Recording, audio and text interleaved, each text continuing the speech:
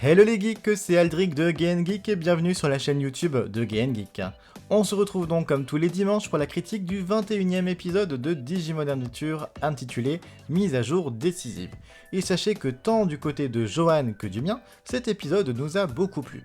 Mais avant d'aller plus loin, j'aimerais vous faire remarquer une petite chose qui m'a intrigué. Sur Facebook, la page officielle de Digimon Adventure Last Evolution Kizuna, qui fut créée par la branche française de la Toei pour promouvoir le film au cinéma, vient d'être renommée cette semaine Digimon Adventure et met en avant la promo et les images du reboot. Évidemment, il ne m'en faut pas plus pour penser que la série devrait arriver très prochainement en français et donc en France. De mon côté, je parie pour début 2021 et peut-être même janvier. Bien que je sois totalement incapable de parier sur la chaîne télévisée qui prendrait la diffusion, au mieux une chaîne de la TNT, sinon Canal J, Toonami ou tout simplement J1. En tout cas, je pense que 2021 sera une bonne année pour la licence Digimon en France. Mais reprenons où nous en étions avec ce nouvel épisode qui se divisera en deux parties. La première se déroule toujours dans le monde numérique et l'on reprend où l'on s'est arrêté. Le Digitama de Takeru vient d'être dérobé par un nouveau Digimon qui est du côté de Devimon, School Nightmon. Il est plutôt classe, plutôt rapide, et Taichi Yamato et les autres n'arriveront pas à le rattraper. Le méchant Digimon atteindra la forteresse de Devimon et remettra en lieu sûr et sous un sortilège maléfique le Digitama du Digimon sacré. Les alliés de Leomon laissent donc Taichi, Yamato et Takeru poursuivre et promettent de les rejoindre plus tard avec Leomon, mais les jeunes enfants n'auront pas le temps d'entrer à leur tour dans le château, vu que Devimon leur envoie un Digimon à travers le miasme pour les arrêter. Alors, je ne connais pas le nom de ce Digimon, n'hésitez pas à me le souffler dans les commentaires si vous le connaissez, mais il possède visiblement la même fourrure que Garurumon. D'ailleurs, la ressemblance est assez troublante, on dirait une forme ratée de Gabumon. Cet ennemi se montre coriace, vu que Were Garurumon sera mis au tapis durant le combat, et que Metal Greymon va carrément frôler la mort, empoisonné par le miasme. Mais c'est là que Taichi montrera tout son courage. Un passage qui a énormément plu à Johan, qui apprécie beaucoup le personnage et qui a vraiment aimé voir le jeune garçon risquer sa vie pour sauver son partenaire.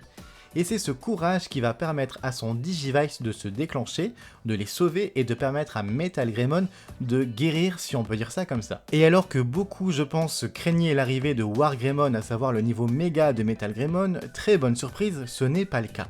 Au lieu de ça, le pouvoir du courage va permettre à Metal Greymon de se séparer d'un bras et de le remplacer par une arme destructrice qui n'est pas sans rappeler l'épée d'Omegamon d'ailleurs. Le design de ce nouveau Metal Greymon est vraiment classe et son pouvoir lui permettra de détruire ce nouvel ennemi. C'est donc une partie de l'épisode très axée sur le combat mais aussi sur l'émotion avec une sublime musique qui viendra ponctuer ce moment de bravoure de la part de Taichi. Takeru n'est pas en reste, si Yamato lui demande de ne pas bouger, ce dernier ne l'écoutera pas et ayant trouvé une plume d'Angemon, il sait que son Digimon est proche. Il va donc descendre dans un énorme cratère à la recherche d'une entrée de la forteresse, et alors qu'il risque lui aussi sa vie, il va faire une étrange découverte dans les sous-sols. Un œil derrière une barrière étrange. Et là aussi, le pouvoir du Digivice sera bien utile et c'est grâce à son Digivice que Takeru va réveiller ou guérir, je ne sais pas trop, le Digimon endormi sous le château. Et ce Digimon est Eldradimon, une sorte de tortue géante de niveau méga. Et plus fou encore, le château est Eldradimon. Il n'est pas simplement sur sa carapace, non, mais tout son intérieur est un Digimon. J'ai l'impression que le regard bienveillant de cet imposant Digimon, qui n'est pas méchant, bien au contraire, il pourrait être un allié. Mais le miasme qui l'entoure et qui semble être à l'intérieur de lui me fait me poser beaucoup de questions.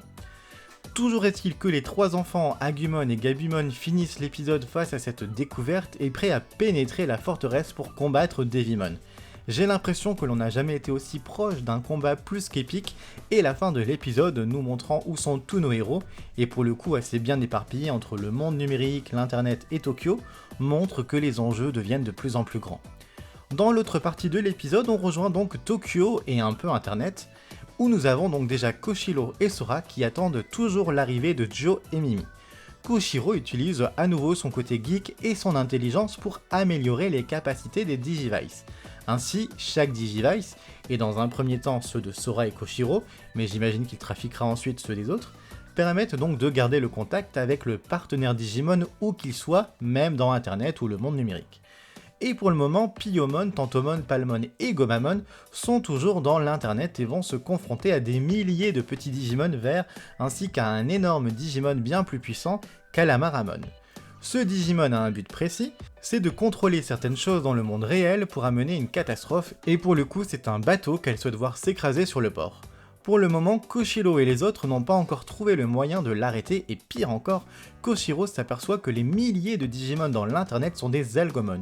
Les mêmes Digimon que Yamato et Taichi ont combattu au même endroit dans les 3 premiers épisodes de la série et qui voulaient lancer un missile. Impression de déjà vu, peut-être, mais en même temps, les enjeux deviennent, comme je le disais plus tôt, de plus en plus fous et j'espère vraiment qu'on va laisser Sora, Koshiro, Joe et Mimi gérer cette menace et la combattre sans avoir besoin de l'aide de Taichi et Yamato. Autre moment de l'épisode très appréciable, on retrouve Mimi et Joe dans leurs contextes familiaux. L'épisode d'avant où on a eu une petite seconde la maman de Sora très dure envers elle et Koshiro qui semblait également garder un secret familial, ici on entre directement dans l'immense maison des Tachikawa. On devinait non sans mal qu'elle était devenue une jeune fille très riche dans ce reboot, notamment grâce à la fortune de son grand-père. Grand-père qui, je le rappelle, est un ajout de ce reboot et qui n'existe pas dans la série originale. Mais je pense qu'on était loin du compte. Après avoir dormi dans un bon lit et pris un bon petit déjeuner, la jeune fille semble prête à prendre son destin en main et à aller se battre, certes en voiture avec chauffeur s'il vous plaît. C'est plaisant de revoir des visages comme Satoe et Keisuke Tachikawa, ils ont l'air d'avoir des personnalités similaires à celles de la série originale. Le grand-père lui semble plus énigmatique, peu bavard, et j'ai la nette impression qu'il sait des choses. Je me demande donc, et c'est une théorie, si le grand-père n'a pas un lien avec le monde numérique. Après tout, il est à la tête d'une création d'une société d'informatique. Peut-être est-il une sorte de Genai, je ne sais pas trop, mais je pense ne pas me tromper et ça serait génial de partir dans cette direction. Nous avons donc également Joe, qui s'est pris un savon de la part de ses parents et qui retrouve son frère Shin dans le hall de son immeuble. Le grand frère protecteur est égal au personnage que l'on connaît dans l'original, et clin d'œil à cette série, il lui offre un nouveau sac de transport. Vous l'avez reconnu, oui, c'est le sac que Joe récupère dans notre série originale lors de leur retour sur Terre pour ensuite retourner dans le monde numérique, ce fameux sac bleu. C'est un petit clin d'œil que j'ai beaucoup aimé de mon côté, Joe me fait toujours autant de peine, il a l'air d'avoir le poids du monde sur ses épaules. En tout cas, les deux jeunes gens se mettent en route pour rejoindre Koshiro et Sora, et je pense que dès l'épisode prochain, les 4 là vont avoir fort à faire avec la menace de l'internet. Voilà où nous en sommes pour aujourd'hui, et de votre côté, qu'avez-vous pensé de l'épisode? N'hésitez pas comme toujours à me laisser votre avis dans les commentaires, à vous abonner si ce n'est pas fait pour ne manquer aucune de mes vidéos, et laisser un petit pouce si vous avez aimé. Je vous dis à dimanche prochain.